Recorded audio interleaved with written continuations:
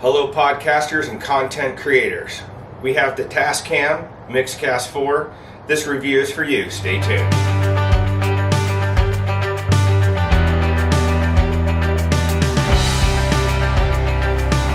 Alright gang, welcome back. So what's in the box? Well, as you guessed it, you get the MIxcast 4 unit. You do get the manual power supply, and this is hooked up with a 110 input that we use here in the States, and it does come with adapters for whatever country you're from, whether Europe, Asia, what have you. They'll get you taken care of. And then you have your USB-C adapter, so you can hook it up and use it as interface directly into your computer, or for updates, that type of thing, and kind of go from there. So we're going to go ahead and get this set up. From here on out, all the audio will be coming through the MIxcast and into a easy to use digital audio workstation or DAW, and we'll get back to it. Stay tuned. All right, everybody, welcome back. So as you can hear, the we're going through the MIxcast 4. Now the MIxcast 4 is the new kid to the block. It's been out for a few months, between 3 to 6 months. I can't remember the exact date, so please forgive me for that. But this is the new kid on the block, and as you can see, it looks a lot like the Rodecaster from Rode. And with it being the new kid on the block, you can definitely see where they meaning Tascam, took the best qualities of each podcast machine that's out there and put it into their own. Looking at the camera, and I do have a camera sitting on the podcast here, you see a level. So what happens, let's kind of talk about what happens when you turn it on. Obviously, I have it on. I can't turn it back off or I'll lose the recording. So let's go back to the main screen. So after you get past the pre-setup, you're going to actually see your levels, and you're mixing out stereo. And here I'm actually recording into a very simple DAW. The cool thing about the MIxcast is it does come with its own DAW. Of course, you have to download it, and you do that going through the Tascam website, and you download it. And I have it. Let me see if I can find it right here. I actually have it on my computer, and it's like the MIxcast editor or something like that. Pretty cool, and it's a super basic DAW, and it allows you. The cool thing about the MIxcast is it allows you, because it is an interface, it allows you to record all 4 microphone channels, or all 8 channels actually, individually and digitally, which is really neat. As far as what's on the channels, so the first 4 channels are for your vocal or instrument input, which is pretty cool. So on the back, which we've kind of shown you, or if we haven't shown you, I will show you that, or get a video that show you the back. But you have 4 omnibuses, which is pretty cool, or combo jacks, and allows you to take XLR or 1/4 inch. So if you're going to have, say, yourself and a guest, and let's just say the guest is a musical guest, and they have a guitar they want to plug into, you can totally do that with this. You can run dynamic and condenser mics. You might be able to see in the camera that I am using the SM7B, and I have it hooked up to a cloud lifter. And excuse me, for those who don't know, when you use a cloud lifter, you have to have the phantom power on, and it doesn't send the phantom power out to the microphone, which is really cool. It just gives it that boost. The SM7Bs do have a tendency to be a little low gain, so that's why we use it. But if you do have one of these and you're thinking about getting a MIxcast 4, go ahead, plug it in, see how it works for you. You may not need the cloud lifter. I don't use one on my Rodecaster. And yeah, so there it is. So when you get to the home screen, this is kind of what it looks like, menu. And it has a few icons on there, and we'll just kind of walk through that really quick. So this is your inputs, and what this does, as you can see, is 1, 2, 3, 4. You've got your USB input. You see something that looks like an iPhone. That's your TRRS input. So that's really cool, because that's your mix minus channel. So if you want to take phone calls, Skype calls, Zoom calls, it does the mix minus for you, meaning that when your interviewer or guest is talking through that channel, they're not going to hear an echo back. So it's going to sound just like a regular phone call, or if you were communicating with each other via through the computer, or what have you. And that's great because if you've ever had to do mix minus on an old analog board, excuse me, good, it does that totally can suck. And then you got your Bluetooth. So if you want a Bluetooth device in, say for music, or you have an interview saved on an iPhone or a Droid or some other Bluetooth device, you can totally play that and adjust those levels. And then you've got the levels of the pads. And the pads are cool. They have a couple banks in them. This is the first bank. But you can put other things on there like intro music, other sounds, as far as like if you want cow mooing. On my Roadcaster, I do have a patch on there that every time I push it, it's just a bunch of like snobby girls that just say, who cares? And you can totally drop that in here through the MIxcast editor, again, which you would download from the Tascam page. And just some of the sounds that you get that they give you, you know, you get the audience, which is pretty cool. An alert. One of my favorites, and a YouTube or podcast iconic sound. Everybody knows that. You just got owned. A fail horn, which is pretty cool. A cool little drum beat. So maybe you need some backing music or something like that, which is pretty cool. The heartbeat. In a city, you must fight to survive. Kind of cool little things. And then something that I probably would be using a lot, and I wish I haven't downloaded this on my Roadcaster, and I probably should. But if you have guests that like to swear a lot and you want to keep it family friendly and keep your producer or yourself on your toes, you get the infamous. So if you have to bleep something out, you can totally do that. And you might be able to do that, obviously, when you remix and edit before you put it on YouTube or your podcast channel or however you want to do it. So we'll turn that down. The knobs are great. The construction on this is just absolutely wonderful. I have nothing bad to say about the construction. I was bringing up I was trying to bring up the specs here on this thing. Oh, here we go. And here's just some of the specs. It is a digital mixer, USB interface. As you can see, that's how we're using it now. You've got full 8 channels. And this is from the Tascam website. Or actually, I just Googled it. I thought I had the Tascam website. The key, computer connectivity is USB 14x2. You've got a 24-bit resolution, 48 kilohertz, 8-channel fader inputs. You got 4 mic pre's, XLR and combos. We talked about that. 4 channels of phantom power.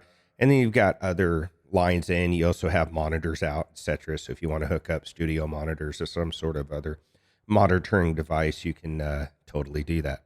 So when you go in here, back to the interface, they're all set up and you can select which way you want to go.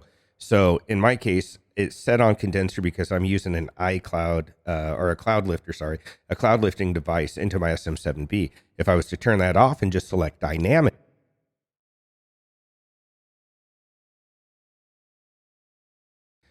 back in there, and then of course you can hear me a lot better again. You can select your voice settings, which is really cool. And this is kind of your processing. So this is your de-esser and your noise suppressor. The de-esser is important if you yourself or your guests have heavy S's, plosives, that type of thing. It kind of helps negate that, which is really neat and something you don't really have to worry about or have big old pop filters and stuff like that. You know, it kind of helps towards that. And then you also have a noise suppressor, which is really neat. And that's for if you're in studio and you have like fans or heaters or humming from fluorescence or that type of thing.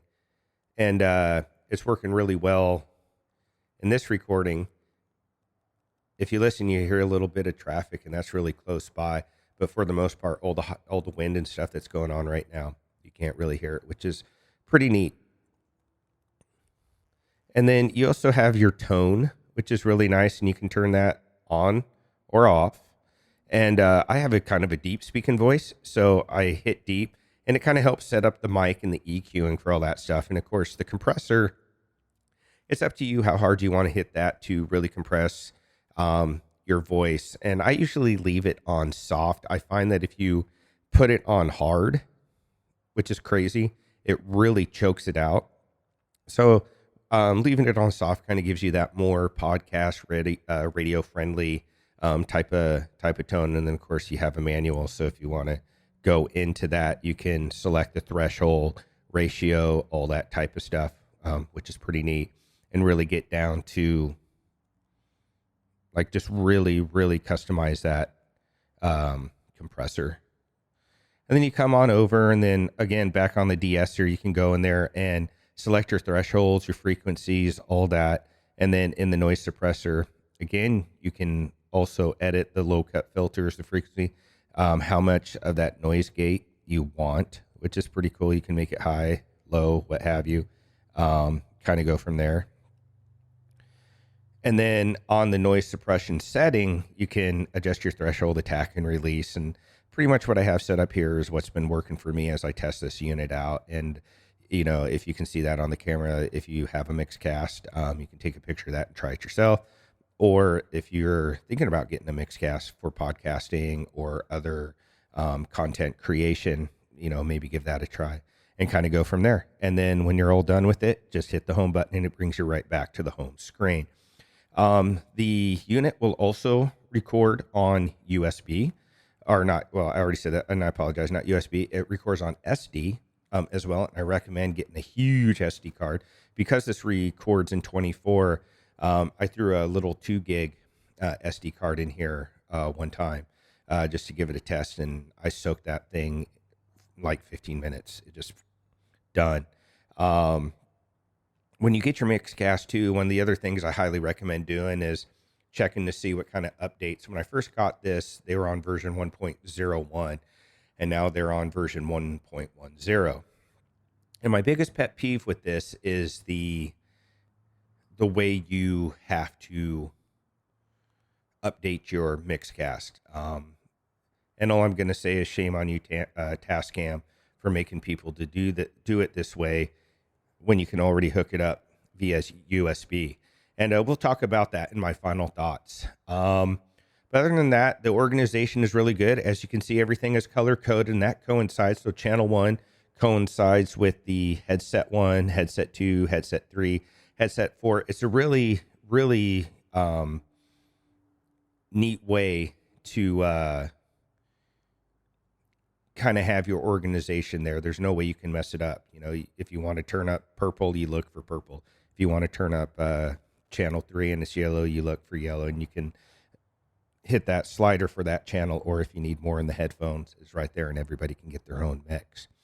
So with that said, there's really not much else I can say about it. It's got your typical functions of a regular mixer, if you will. So you do have your mute buttons, and there's soft buttons, which are really nice.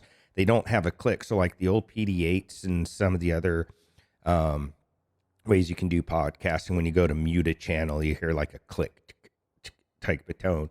And with these, because they're soft button, you can edit or mute channels as you go, solo channels, etc. Again, as you go, and you don't hear a button clicking or anything like that. So a great podcast if you're just getting started, or machine, if you're just getting started in a podcast, or maybe you already have been podcasting or doing some sort of video blogging, but you've been using your iPhone or your iPad or some sort of other device. This is a great alternative and a huge step that you can make in your studio, in your broadcast studio, which is really, really neat. At the time of filming, these things are $5.99 even, which puts them on par with the Rodecaster, and about $100 more than, say, like the Zoom L8. So I'm going to turn this thing off and give you my final thoughts. And I'll probably kind of hold it in my hand, and we'll talk about maybe some other things and final thoughts and kind of go from there. So thanks for joining me, and I'll see you guys back in a couple minutes. Take it easy. Ciao. All right, gang, and welcome back. These are my final thoughts. So the MIxcast is actually a great little unit.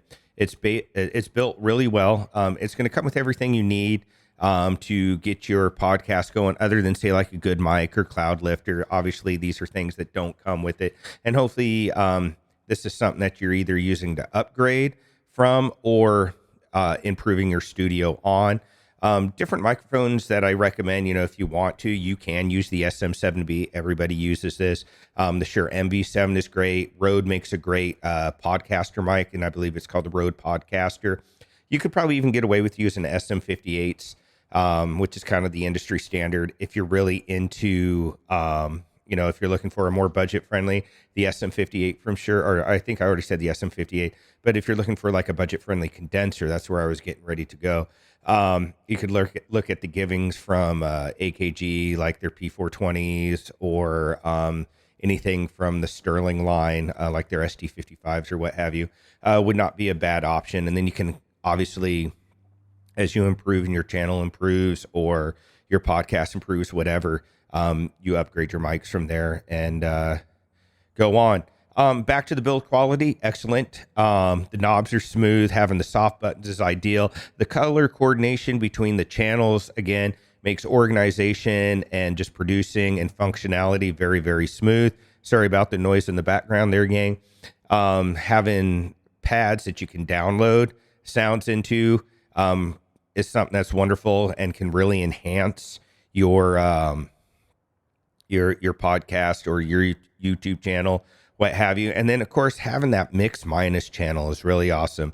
It makes being able to do interviews from away, especially as we still have pandemic issues and stuff like that. We can get this all, you don't even have to have anybody come in. They can just give you a call and kind of go from there. I was talking about updating. So when you get this, one of the things you're going to want to do is update it. Again, they're on version 1.10. And the way you have to update this is you have to put an SD card into the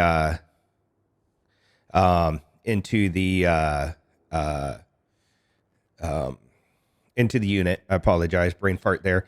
And you have to put the MIxcast software on there, basically get it formatted for MIxcast. Then you go to the Tascam website, download the download, put it in a zip file, unzip it, plug in your computer to the Tascam, and then you can finally update it. And then when it's done, you're good to go. And the whole update from start to finish took me about 5 minutes. It started out really slow. I thought, God, I'm going to be here forever. But it didn't. And we're going to actually wait for this chopper to go over. Is it a chopper or a plane? I got my cameraman Tyler over here. It's a Black Hawk. So Black Hawks are cool. Just kind of a quick side note. I live next to an Army aviation facility that runs ambulance helicopters. So they have like the Black Hawk. I think they're Lima series. I'm not sure. Or maybe they're G's. I don't know. But maybe I'll find that out and let you guys know on the next podcast.